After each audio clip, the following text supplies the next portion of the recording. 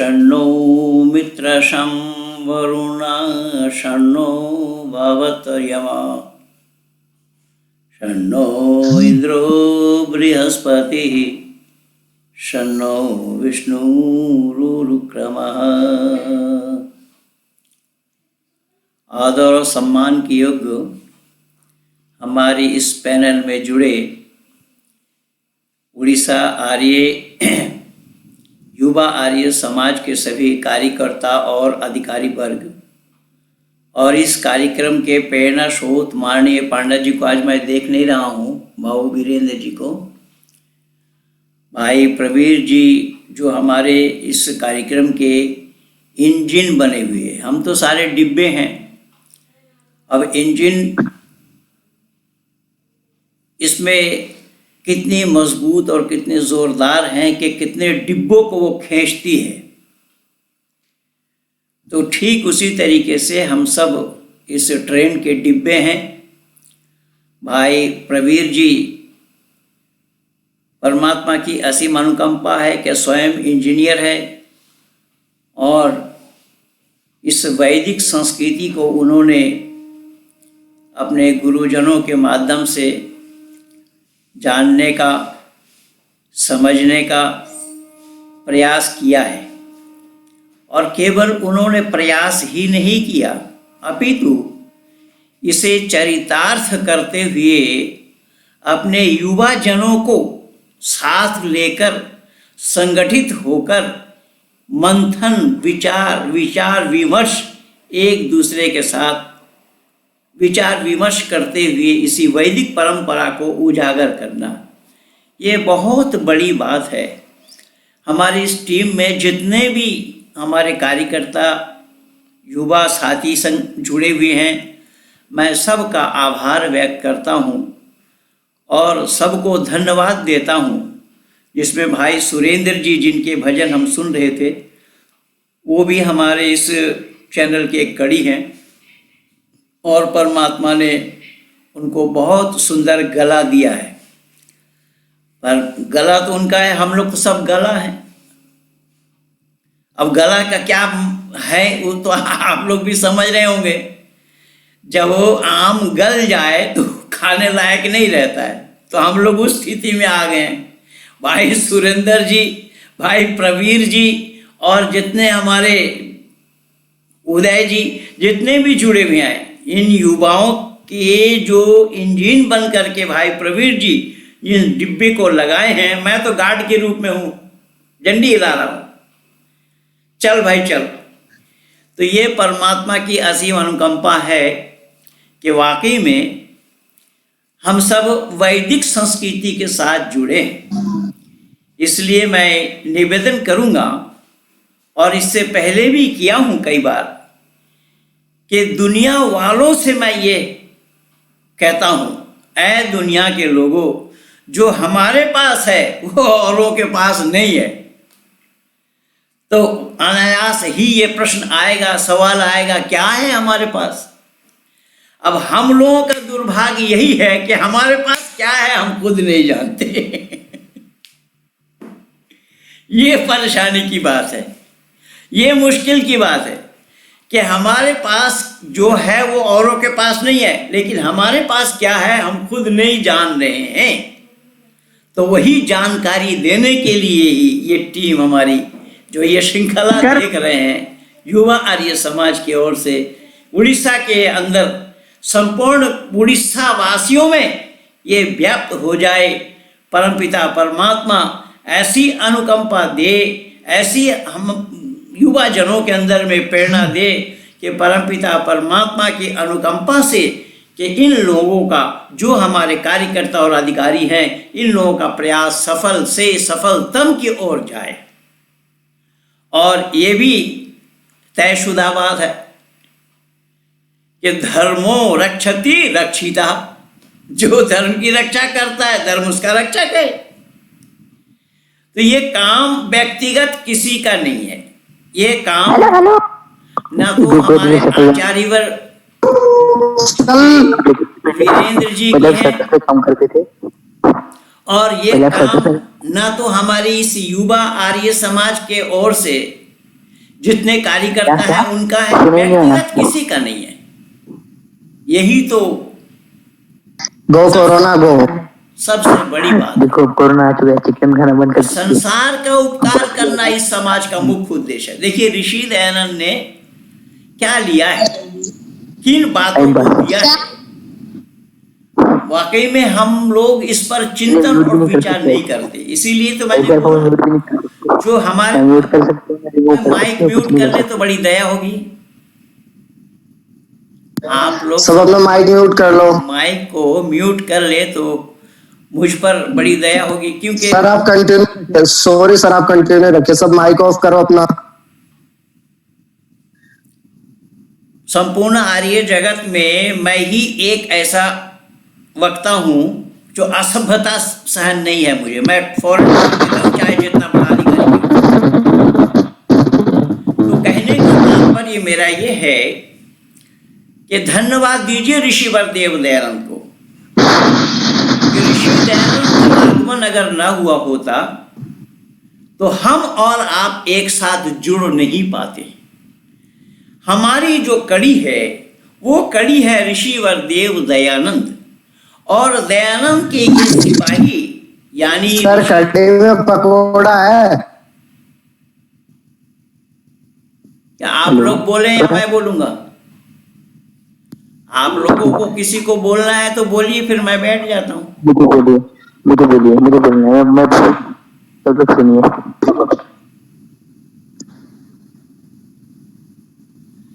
मेरा कहने का उद्देश्य और मकसद ये है कि हम जितने भी जुड़े हैं, वाकई में ऋषिवर देव दयानंद ने इस आर्य समाज को बनाया था 1875 में। हम सोच भी नहीं सकते 1875 की बात। शुरू कीजिए, शास्त्री जी शुरू कीजिए। क्या मेरी आवाज नहीं आ रही है?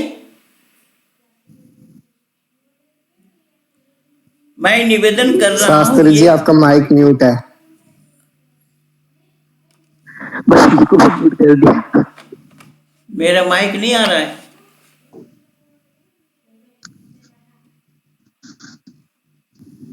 मेरी आवाज आ गई। लेकिन डिस्टर्ब भाई आप आप लोग का किसी का खुला हुआ है जिसमें हम डिस्टर्ब हो रहे हैं। आपको मैं शास्त्री जी मुझे होस्ट बनाइए, होस्ट बना दीजिएगा। मैं इन्हें म्यूट कर रहा हूँ, सबको होस्ट बनाइए मुझे। भाई आप कर लीजिए, कासिम अली खान कर लीजिए, आप होस्ट करें, आप पहले म्यूट कीजिए।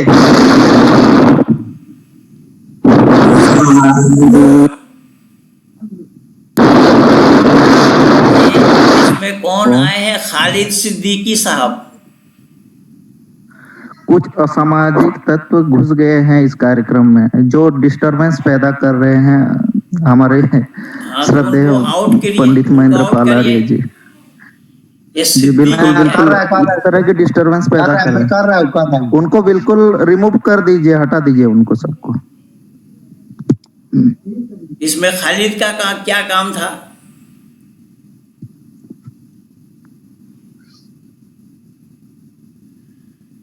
ये योगेश्वर दत्त आईपीएस हमारे कार्यक्रम के साथ जुड़े हैं क्या? ये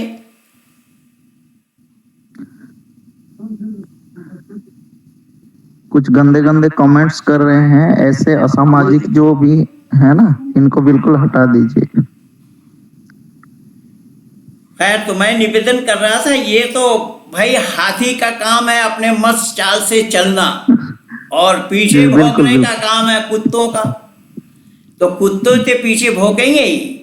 यानी बड़ी बात यह है मानव समाज में, जब खेत में हम देखते हैं ना, खेत में अनाज बोने के लिए उस खेत को तैयार करना पड़ता है पहले, और उस खेत को तैयार करने के लिए खरपतवार जितने हैं, घास फूस सब फेंकना पड़ता है, उखाड़ना पड़ता है।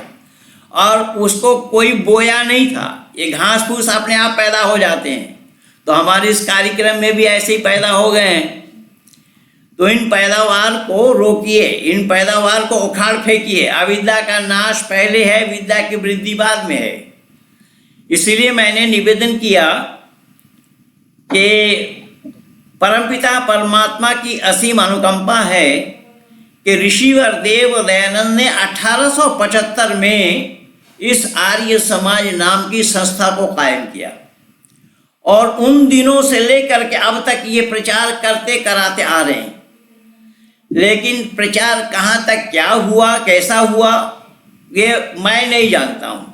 लेकिन आज धरती पर विचरण करने से या भारतवर्ष में विचरण करने से हमें पता लगता है कि सही अर्थों में ये लोग अगर परिश्रम करते होते, ये लोग जिम्मेदारी के साथ इसका प्रचार और प्रसार करते होते, तो फिर आज ये असामाजिक तत्व तो हमारे इस कार्यक्रम में आ नहीं सकते थे। ये इसका मूल कारण यही है कि हमने अपनी सच्चाइयों को औरों तक पहुंचाने का प्रयास नहीं किया, अपनी जिम्मेदारी नहीं निभाए। अगर हम जिम्मेदारी निभाते होते तो ये भारत तो आर्यमय हो जाना चाहिए था। क्यों नहीं हुआ? ना होने का यही कारण है कि जो बैठ गए जहां पर वो समझते हैं यही सब कुछ है, इससे बाहर नहीं है। और अगर बाहर हैं तो वह अपने लिए नहीं है, वो औरों के लिए है। ये जो मनोदशा इन लोगों की है और इसमें सारा काम बिगाड़ रखा है, सारा काम बिगाड़ दिया है। तो इस बिगड़ा हुआ काम को बनाने के लिए हम सबको थोड़ा हिम्मत के साथ आगे आना पड़ेगा, हिम्मत के साथ लोगों को जोड़ना पड़ेगा, लोगों को अच्छाई बतानी होगी, लोगों को ये सच्चाई बताना पड़ेगा कि भाई एक ही है, जो है वो हमारे पास है, औरों के पास नहीं है। तो औरों के पास क्या नहीं है? औरों के पास वेद नहीं है और हमारे पास वेद है। फिर याद रखिएगा, हमारे पास वेद है, औरों के पास वेद नहीं है। और वेद ना होने का ये नतीजा आप सबके सामने में।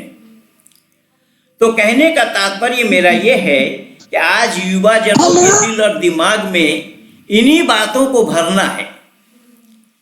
युवा पीढ़ी के दिल और दिमाग में इन्हीं बातों को भरना है कि हमारे युवा जन अगर इस सच्चाई को जान जाएं, अपने जीवन को सफल बनाने के लिए क्या करना पड़ेगा, अगर इसे ही जान जाएं तो और किसी की आवश्यकता नहीं है। क्योंकि हमें धरती पर जीने के लिए कला चाहिए, जीना सीखना पड़ेगा। अब दुर्भाग्य तो यह है कि आज धरती पर लोग कैसे जीना है इसको सीखा नहीं, पर जन्नत में बना रहे मकान, जन्नत का ख्वाब देख रहे हैं, चांद में जमीन खरीद रहे हैं। अरे दुनिया में रहने का ही सलीका सीख जाते, दुनिया में रहने का तरीका ही सीख जाते, दुनिया में रहा जाता है किस तरीके से, इसी जिम्मेदारी को अगर निभाते होते तो आज भारत का नक्शा ही कुछ और होता। मैं विश्व के लिए क्या कहूँ। मैंने निवेदन किया, ऋषि दयानंद ने यही जिम्मेदारी दी थी, आर्य समाज बना करके आर्यों को ये जिम्मेदारी दी थी ऋषि ने कि आप लोगों के लिए ये जिम्मेदारी है। इस जिम्मेदारी को आप लोग जिम्मेदार बन करके अगर निभाएंगे, जिम्मेदार बन करके अगर इसको संचालित करेंगे तो कोई ताकत नहीं कि इसको टाल सके। बात तो वहाँ तक थी, लेकिन हमने क्या किया है, हमने अपने जिम्मेदारी को समझा ही नहीं, हमने अपने जिम्मेदारी को समझने का प्रयास ही नहीं किया। अगर हम अपने जिम्मेदारी को समझने का प्रयास करते होते, तद अनुसार अपना जीवन को बनाते होते, तद अनुसार अपने जीवन की क्रियाकलापों को उसी तरीके से रखते होते, तो हमारा देखा देखी प्रभाव औरों पर भी पड़ता। लेकिन हमें देख करके तो आज भाग रहे हैं। मैं आप लोगों को एक पुरानी बात याद दिला रहा हूं, जबकि मैं आर्य समाज में आने के बाद जाना इस बात। अरे भैया बंद करे इसे बंद करे का है।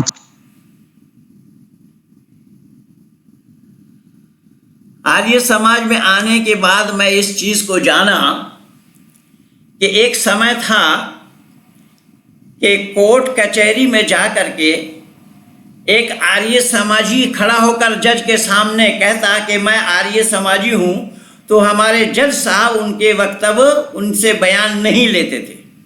एक काल तो वो था। और आज एक काल ऐसा है कि कोई भी जज के सामने जा कर के बोले मैं आर्य समाजी हूँ, जितना भी दम भरे, लेकिन कोई जज मानने के लिए तैयार नहीं होंगे। अब इससे अंदाजा लगा लीजिए कि हमारी दशा क्या थी, क्या हो गई। इसके लिए कौन जिम्मेदार है? इसके लिए हमारे लोग ही जिम्मेदार हैं। हमारे जिन लोगों पर ऋषि दयानंद ने यह जिम्मेदारी दी थी, उन्होंने इस जिम्मेदारी को निभाया नहीं। अगर वो सही अर्थों में इस जिम्मेदारी को निभाते होते, आज नक्शा ही कुछ और होता। मैं तो साधुवाद देता हूँ माननीय आचार्यवर वीरेंद्र जी को कि हमारे युवा जनों के दिल और दिमाग में आपने इन वैदिक संस्कृति की बातों को भरने का प्रयास किया है और हमारे युवा जुड़े हैं आपके साथ। और उसी तरीके से इस जिम्मेदारी को निभाने के लिए रोजाना, अरे सप्ताह में 1-2 दिन तो ये काम करते हैं, लेकिन रोजाना 7:30 बजे से लेकर के 8:30 बजे तक रोजाना इसी वैदिक विचारधारा को विभिन्न भारत के विभिन्न प्रांतों से विद्वानों को बुला कर उनके विचारों को दिल और दिमाग में भरने का प्रयास करते हैं। इसीलिए ये जो काम हो रहा है, ये सराहनीय कार्य है। इसका कोई मूल्य नहीं दे सकता कोई दे और ना दे, लेकिन आर्य समाजी तो दे नहीं सकता, ये दावा के साथ मैं कह रहा हूं। लेकिन परमात्मा की असीम अनुकंपा है कि इसी तरीके से हम जब जिम्मेदारी अपना समझ गए हैं तो हमारे लिए ये कर्तव्य बन जाता है, हमारे लिए दायित्व बन जाता है कि उस जिम्मेदारी को कोई नहीं निभाया वो बात छोड़ दीजिए, लेट देम गो कह दीजिए। हम इस जिम्मेदारी को निभाने का प्रयास करें। अगर हमारा भविष्य उज्जवल हो जाए तो अतीत को छोड़ दीजिए, भविष्य उज्जवल हो जाए तो यही पर्याप्त है। उस भविष्य को उज्जवल करने के लिए वैदिक संस्कृति के साथ मानव समाज को, केवल युवा जन हो कोई नहीं, अपितु मानव समाज को जोड़ने के लिए इसी परंपरा, यही एक परंपरा है, दूसरा और कोई परंपरा नहीं है। वो मैं ही नहीं कह रहा हूँ, ऋषि दयानंद ही ने नहीं कहा, अपितु वेद से ढूंढ करके ऋषि दयानंद ने मानव समाज के सामने रखा। वेद मुकद्दस में परमात्मा का उपदेश यही है कि नाना पंथ विदते आयनाय, कि अनेक रास्ता सही नहीं है, सही और सच्चा रास्ता केवल एक है। अब यहां जब वेद में परमात्मा का ये उपदेश आ गया, परमात्मा ने अपने संतानों को यह बता दिया है कि एक ही रास्ता है, सही और सच्चा रास्ता। उसी सही और सच्चे रास्ते पर चलने पर ही मानव जीवन का सफल बनाया जाना संभव होगा। तो इसी सही और सच्चा रास्ता हम दुनिया को नहीं दिखा पाए और आज उन्हीं का भरमार हो रहा है। जो लोग रास्ता जानते नहीं हैं वो रास्ता दिखा रहे हैं। और विशेष करके जहाँ तक उड़ीसा की बात है, तो उड़ीसा में तो मैं बहुत अच्छी तरीके से जानता हूँ कि उड़ीसा के लोग पहले, आर्य समाज आज से नहीं है, उड़ीसा में बहुत पहले से है। अगर वो लोग भी अपनी जिम्मेदारी को निभाते होते तो ईसाइयों का बोलबाला उड़ीसा में इस तरीके से नहीं हो पाता। इसी उड़ीसा के कई पादरियों को मैंने वैदिक धर्मी बनाया है। इसी उड़ीसा के कई बड़े बड़े पादरियों को मैंने वैदिक धर्मी बनाया है। वेद के सामने नाक रगड़वाया हूं मैं उन लोगों का। तो परमात्मा की असीम अनुकंपा है कि इस जिम्मेदारी को हम लोग जाने, इस जिम्मेदारी को हम सीखें कि किस तरीके से हम, क्योंकि सही और सच्चा रास्ता जब एक है, हमें जानना पड़ेगा वो रास्ता कौन सा है, और वो रास्ता है वेद का। इसी वेद रूपी रास्ते से ही मानव अपने जीवन को सफल बना सकता है। यही कारण बना कि ऋषि व देव दयानंद को भी लिखना पड़ा कि वेद सब सत्विद्याओं की पुस्तक है। वेद का पढ़ना, पढ़ाना, सुनना और सुनाना सब आर्यों का परम धर्म है। देखिए, अब आर्यों पर ऋषि ने जिम्मेदारी दी, सब आर्यों का परम धर्म बतलाया है। साधारण धर्म नहीं, परम धर्म। क्या परम धर्म है? कि वेद का पढ़ना, पढ़ाना, सुनना और सुनाना। लेकिन इन्होंने थोड़ा सा पैंतरा बदला है अपना। इन्होंने क्या किया है कि वेद का पढ़ना, सुन ना, सुना ना, सब में ना को अलग करके इन लोगों ने गुड़ गोबर बना दिया है। तो इसीलिए आज बहुत जरूरी है कि हम युवा जनों के अंदर में इस भाव को भरें। मैं ये कहा करता हूँ कि आज बिगड़ी है डगर, उस बिगड़ी डगर को बदलो, गांव को बदलो और नगर को बदलो। टोपी को बदलने से न बदलती है निज़ाम, घर बदलना इंसान के सर को बदलो। तो इंसान के सर को बदला जा सकता है केवल विचारों के माध्यम से, कोई और रास्ता नहीं है। अब इंसानों के दिमाग को बदलने के लिए यही एक विचारधारा है, ये वैदिक विचारधारा, सत्य विचारधारा अगर हम युवा जनों के दिल और दिमाग में पहुंचा दें, क्योंकि घर से तो उनको ये मिला नहीं है, उनको जानकारी मिली नहीं है। अगर हम अपने मित्र मंडली के माध्यम से उन्हें ये जानकारी दे दें, उनको ये सच्चाई बताएं और उनको अपने साथ मिलाएं, उनको अपने साथ जोड़ करके चलें, तो हम 1 और 1 2 नहीं अपितु 1 और 1 11 होंगे।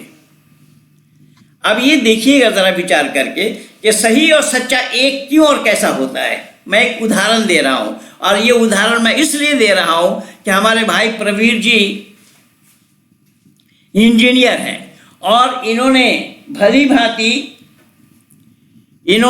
भांति अपना परिश्रम किया है, दिमागी परिश्रम, क्योंकि दिमागी विकास के बिना इंजीनियर बना जाना संभव नहीं है। अब देखिएगा कि एक है सच्चाई, वो पूरी दुनिया में सच्चाई एक है। क्या है वो? जैसा गणित की जो सच्चाई है वो संपूर्ण दुनिया में एक है। 2 और 2 4 होगा। ये हम भारत में 2 और 2 4 बोलते हैं तो संभव नहीं।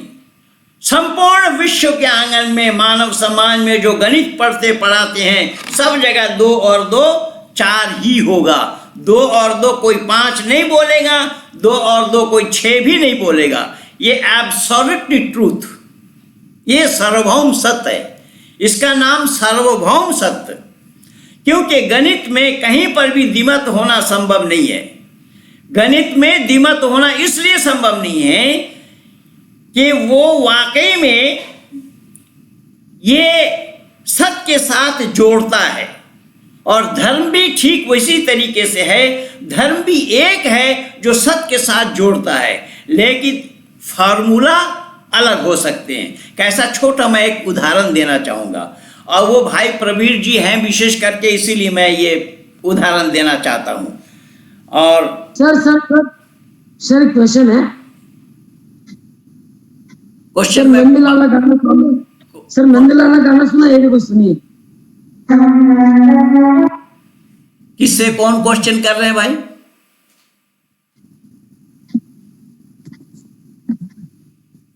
सर मैं पूछ रहा हूँ। आप बोले, वो बीच बीच में कोई एक घुस जाता है। ठीक है, अभी मैं बंद करता हूँ उसको, बोलिए आप।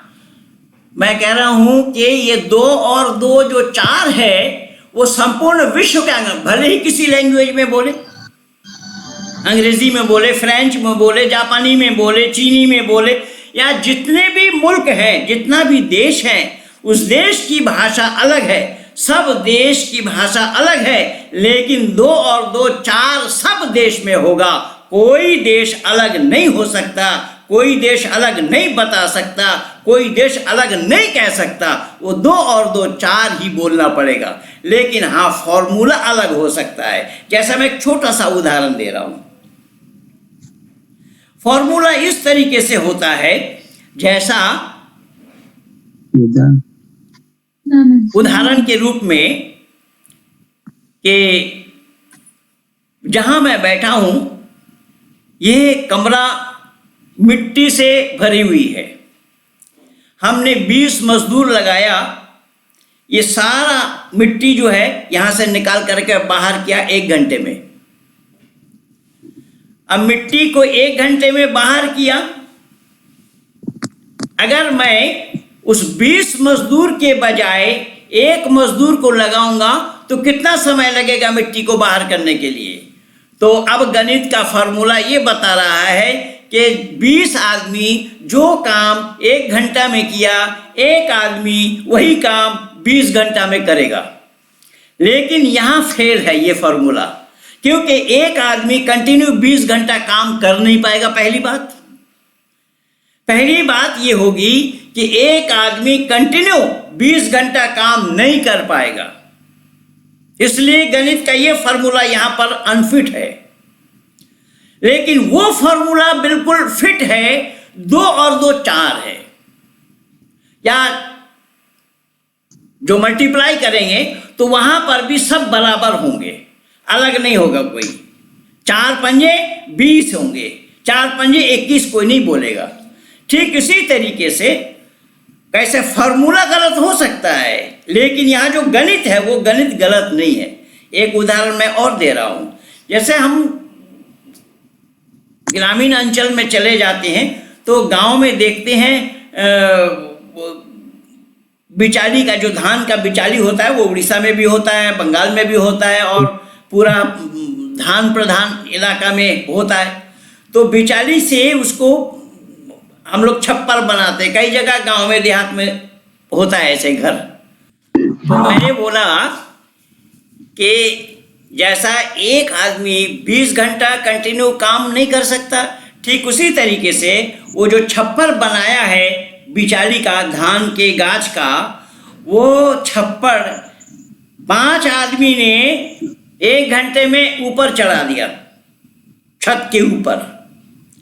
और वही छप्पर अगर नीचे से एक आदमी को बोला जाए कि चढ़ा दो, उससे होगा ही नहीं, वो नहीं कर पाएगा। तो ये फॉर्मूला यहाँ गलत है। लेकिन 2 और 2 4 होना है, वो हर जगह सटीक रहेगा। तो ठीक यही है मानव समाज के साथ भी। मानव समाज की दशा यही है कि मानव समाज ने उस सच्चाई, गणित की उस सच्चाई को जानने का प्रयास नहीं किया, उस फॉर्मूला को लेकर के आगे बढ़े।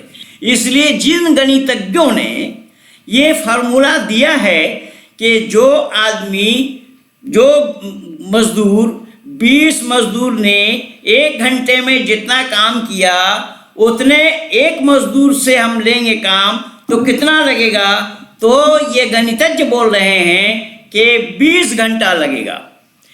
जब 20 आदमी से 1 घंटा में जो काम लिया और एक आदमी से वही काम लेना चाहेंगे तो 20 घंटा लगेगा। लेकिन गणितज्ञों ने यह जानने का, समझने का, सोचने का प्रयास ही नहीं किया कि एक आदमी कंटिन्यू 20 घंटा काम नहीं कर पाएगा।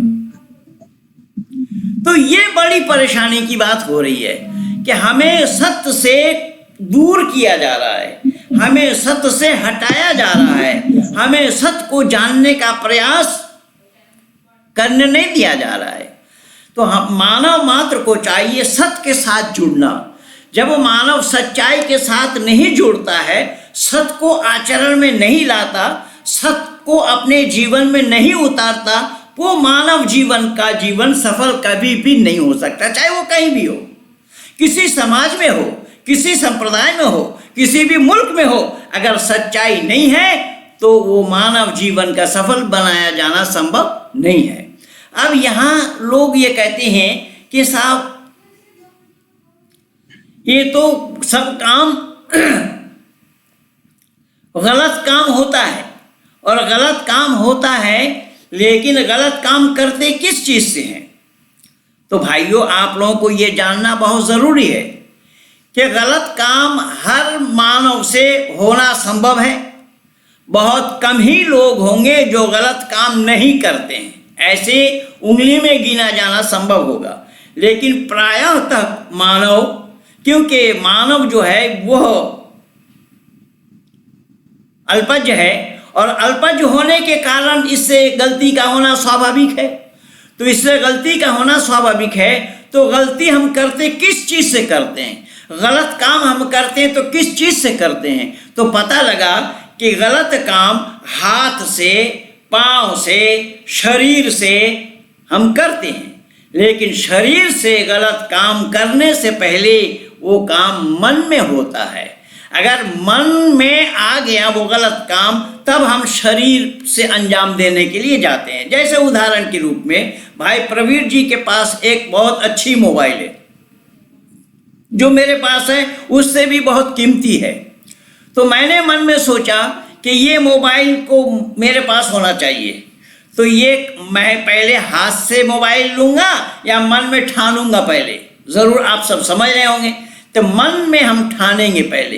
तो मन में जब बात आएगी गलत तो अब उसको हाथ बढ़ाएंगे, हाथ को अंजाम देने के लिए भेजेंगे, लेकिन हाथ अंजाम देने से पहले जो गलती की है वो गलती मन से हुआ है। तो मन को शुद्धि करने के लिए भी जो तरीका है उस तरीका को अगर हम नहीं अपनाते हैं और मन को जब शुद्ध नहीं करते हैं तो हमारा जीवन कभी भी सफल होना संभव नहीं है। इसीलिए हमारा शास्त्र कहता है, मनु महाराज लिखते हैं, अविर्गात्राणि शुद्धति मनः सत्येन शुद्धति विद्या तपोभ्याम भूतात्मा बुद्धिर ज्ञानेन शुद्धति। देखिए यहाँ पर जो शुद्धिकरण की बात आई है तो हमारे पथ प्रदर्शकों ने ये बतलाया है कि अविर्गात्राणि शुद्धति, शरीर के मैल को धुलने के लिए हम नहाएंगे तो नहाने से शरीर के मैल तो धुलेगा, लेकिन दुर्भाग्य ये है कि शरीर के मैल को धुलने के बजाय लोगों ने यहाँ पर माना है कि पाप धुल जाएंगे। अब ये कैसा संभव होगा पाप धुल जाएंगे? और ये हमारे केवल हिंदू घराने में नहीं, आज इस ब्रह्मांड में, विश्व के आंगन में ये जितने भी मतांतर हैं, जितने भी समाज हैं, संस्थाएं हैं और जितने भी रिलीजन हैं, सब लोग यही कहते हैं। हिंदू घराने के लोग कहते हैं कि सब तीर्थ बार बार, गंगा सागर एक बार। यह भी 14 जनवरी को आने वाला है। 14 जनवरी का आएगा मकर संक्रांति, और उसी मकर संक्रांति के अवसर पर लोग गंगा सागर स्नान करने के लिए जाएंगे। तो गंगा सागर स्नान करेंगे तो किस लिए करेंगे? बोले पाप से मुक्ति पाएंगे। तो मनु महाराज लिख रहे हैं कि पाप से मुक्ति तो मिलेगी नहीं, क्योंकि पाप, तुमने पाप को कहां से किया है? पाप तो किया पहले मन में। उस मन को पहले परिष्कृत करो, मन को पहले साफ करो। तो मन को साफ किए बिना शरीर का साफ होना कोई बड़ी बात नहीं है। तो मन, जब आप मन से हम पाप किए हैं और शरीर को धो रहे हैं, तो शरीर को धोने से शरीर का मैल तो धुल गया, लेकिन वो पाप कहाँ धुला? और ये पाप धोने का ठेका सभी समाज में ले रहे हैं। भाई प्रवीर जी से आज सुबह मेरी बहुत चर्चा हुई इस पर। आज हमारे समाज में लोगों की उपस्थिति क्यों कम है? हमारे समाज में लोग आते कम क्यों हैं? हमारे पास लोग क्यों कम आते हैं? उसका जो निचोड़ मैं निकाला हूँ या पाया हूँ, उसका मैं भाई प्रवीर जी से आज सुबह जब हम दोनों वार्ता कर रहे थे तो इस पर काफ़ी चर्चा हुई हम दोनों की, कि आज धरती पर जितने भी समाज, जितने भी संस्था, चाहे वो ब्रह्म कुमारी के नाम से हो, चाहे वो किसी और के नाम से हो, ये धरती पर असंख्य संगठन है और ये सारे संगठन के लोग यही कह रहे हैं कि तुम्हारा पाप को कितना ही हो जाए, हमारे पास आ जाओ, हम पाप से मुक्ति दिला देंगे। और एक हमारी संस्था, एक ऐसी संस्था है, हम दुनिया वालों को कहते हैं कि भैया पाप तुम करोगे तो भुगतना तुम्हें पड़ेगा, हम उसके लिए जिम्मेदार नहीं है, हम तुम्हारे पापों से तुम्हें छुटकारा नहीं दे सकते हैं। लेकिन आज ईसाई लोग कह रहे हैं कि पाप तो सब ईसा मसीह ले गया, अब ईसा मसीह मरेगा भी, इसका कोई ठिकाना नहीं, अब हमारा किया हुआ पाप हम अब कर रहे हैं, वो बोले अपने ऊपर ले लिए। कैसा संभव होगा? मैंने एक पादरी से कहा कि अगर हमारा पाप ईसा मसीह ने लिया तो हम खाएंगे और पेट आपका भरेगा। बोले वो क्यों भरेगा? मैंने कहा जब हम खाएंगे पेट आपका नहीं भर सकता तो पाप हम करेंगे, ईसा मसीह कैसे ले लेगा अपने ऊपर? कोई जवाब नहीं इन लोगों के पास। इसीलिए मैं निवेदन कर रहा हूं, हम दुनिया वालों को पाप करने से रोकते हैं, पाप के लिए दुनिया वालों को बताते हैं कि भैया पाप काम करना मनुष्य का काम नहीं है, मनुष्य का काम पाप करने का नहीं है। तो मनुष्य का काम पाप करने का क्यों नहीं है? तो इसका समाधान देखिए कितना सुंदर है। इसका समाधान ये है कि मनुष्य परमात्मा के संतान है। मनुष्य संतान किनके हैं? परमात्मा के। क्योंकि हम परमात्मा को बोलते हैं तुम ही वो माता च पिता तुम ही वो। वेद में भी आया है तुम ही ना पिता वसो तुम माता शतक तो बहु पिता दाते सुमनमी में, वेद में परमात्मा को पिता कहा गया है। अगर परमात्मा हमारे पिता हैं, हम उसके संतान हैं, तो क्या पिता के गुण संतान के अंदर में होना चाहिए या नहीं होना चाहिए? बस यही हम कहते हैं दुनिया वालों से। क्या है दुनिया के लोगों, जब आपके पिता में ये अवगुण नहीं है, अब उनके संतान आप हैं, तो आप में ये अवगुण क्यों रहे? इसलिए हम पापी से नहीं डरते हैं और ना पापी से डराते हैं, हम पाप से डरते हैं और पाप से ही डराते हैं। क्या है दुनिया के लोगों, पाप करने से डरो, पापी से मत डरो, पाप करने से डरो। तो जब पाप करने से वो डरेंगे तो पाप नहीं होगा। तो इन लोगों का ये कहना है, कई लोग, ये हमारे हिंदू घराने के लोग कहते हैं कि भाई इलाहाबाद के कुंभ में नहा लो, वहां पर तीनों नदी का समावेश है, तीनों नदी का समावेश है, गंगा, यमुना और सरस्वती। हालांकि उड़ीसा में तो मंदिरों का ही प्रदेश है। फिर भी मैं निवेदन कर रहा हूं, इनकी मान्यता क्या है? ये कहते हैं गंगा, यमुना, सरस्वती तीनों नदी का समावेश है, जबकि सरस्वती वहां नहीं है।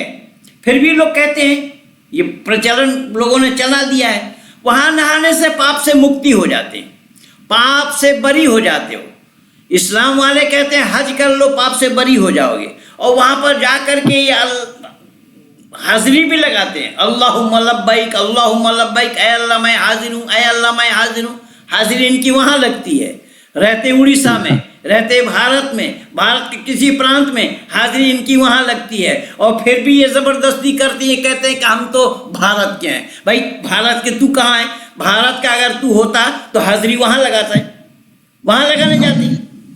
खैर, तो मैं ये निवेदन कर रहा हूँ, गंगा, यमुना, सरस्वती जिन लोगों ने बोला है ना, तो मैं एक फॉर्मूला आप लोगों को दे रहा हूं, और समय भी हम लोगों का करीब हो रहा है। ये चलते चलते हम एक फॉर्मूला आप लोगों को दे रहे हैं, इसको याद कर लीजिए और इसको गांठ बांध लीजिए। ये फॉर्मूला आपकी जिंदगी बनाने वाली फॉर्मूला है। ये फॉर्मूला क्या है कि गायत्री मंत्र का जाप अगर करेंगे, निरंतर गायत्री मंत्र का उच्चारण करेंगे, निरंतर गायत्री मंत्र को जानकर समझकर उसके अर्थ को समझते हुए उसका उच्चारण करेंगे, तो मैं दावा के साथ कहता हूं कि पाप से आप अपने आप ही दूर हो जाएंगे। अब आप कहेंगे कैसे? तो मैं गायत्री शब्द आया यहाँ पर, गायत्री, यहाँ पर भी तीनों नदी है। क्या है? गा से गंगा, या से यमुना और त्रि से त्रिवेणी।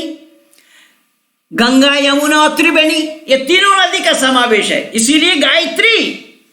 तो गायत्री जो मंत्र है हमारा, ओम भूर्भुवः स्वः तत्सवितुर्वरेण्यम भर्गो देवस्य धीमहि धियो यो नः प्रचोदयात्, इसको अपने जीवन में उतारेंगे, इसको जीवन का अंग बना लेंगे, तो ये जीवन आपका गायत्रीमय हो जाएगा।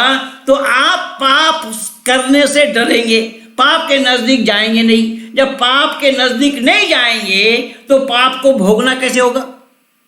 इसीलिए जब हम पाप करेंगे नहीं तो भोगतना नहीं है। तो अब लोग यहां पर भी अटकल लगा लिया अपना।